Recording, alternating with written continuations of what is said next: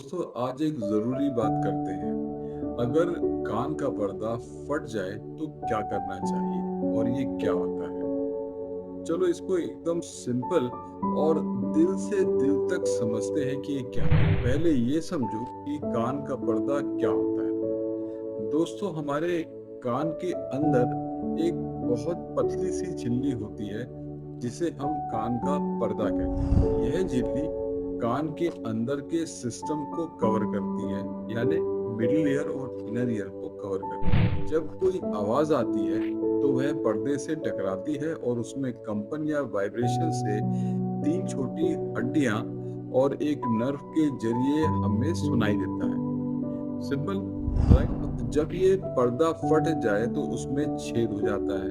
तो क्या होता है, चलो देखते हैं। अब क्यों फटता है कान का? काफी चीजें इसकी वजह बन सकती हैं। नंबर एक, कभी जोर से कान पे थप्पड़ या कोई चोट लग जाती है तो। नंबर दो, ईयरबड और गलत तरीके से सफाई करने से इंजरी हो सकती है। नंबर तीन, जुकाम या इन्फेक्शन की वजह से फ्लूइड का प्रेशर बनने से भी कान का पर्दा फट सकता है। जब पर्दा फटता है तो क्या होता है? सबसे पहला साइन है कि सुनाई कम देना शुरू हो जाता है क्योंकि वाइब्रेशंस रुक जाती है। दूसरा, कान में एक अजीब सी आवाज सुनाई देती है, जैसे घुंघरू या घंटी बजने की आवाज। कभी कभी कान में दर्द या इरिटेशन भी हो सकता है। अब यह सब सुन के थोड़ा टेंशन हो रहा है ना? अरे फिक्र मत करो।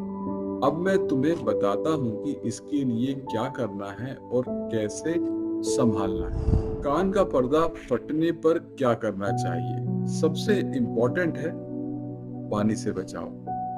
दोस्तों, कान के अंदर पानी बिल्कुल नहीं जाना चाहिए। अगर तुम नहाते हो या कान साफ करते हो तो रुई को नारियल या सरसों के तेल में डुबोकर अच्छे से निचोड़कर कान में डाल लो। यह एक नेचुरल तरीका जो काम करेगा, जो पानी को अंदर से जाने में के लिए रोकेगा। एंटीबायोटिक ड्रॉप कभी मत डालो, यह बात याद रखो।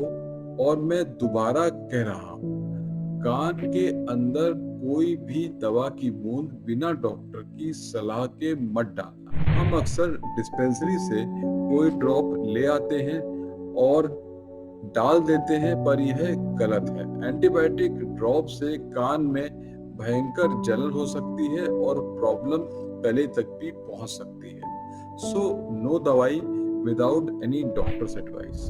डॉक्टर के पास जाओ। अगर कान का पर्दा फट गया है तो छेद हो गया तो छोटी सी बात नहीं है, इसके लिए प्रॉपर ट्रीटमेंट चाहिए। आजकल की लेटेस्ट और एडवांस्ड टेक्निक हैं, जो एंडोस्कोपिक ईयर ट्रांसप्लांट अवेलेबल है। यह एक छोटा सा ऑपरेशन है जो 1 से 1.5 घंटे में हो जाता है।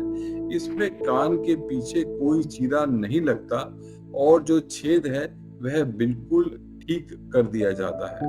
मतलब जैसे पहले तुम्हारा कान था वापस वैसे ही बन जाता है और जो सुनाई का लॉस है वो भी रिकवर हो जाता है। याद रखो दोस्तों, कान में पानी नहीं जाना चाहिए। बिना डॉक्टर की सलाह के कोई दवाई या ड्रॉप कान में मत डालो।